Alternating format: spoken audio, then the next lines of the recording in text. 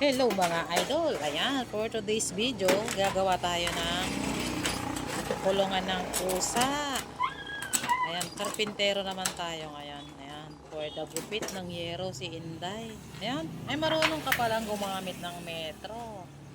Ayan, hawak ng yero. Op, sukat ulit. Mukhang masakit ang ulo kapag susukat. Ayan, nagugunting. Gunting ng yero yan. Diba? Pagkatapos magkarpintero, mag-electrician pa yan. Diba? Oops, sukat. Sakto kaya yan? Ang pinaggagawa mo, Inday. Yan, shout out sa kumuha ng pusa. Sana alagaan mong maigi. Yan, patapos na yung kulungan nila. So, ayoko na sanang itali, kaya lang kinuha mo. Yan, tapos na.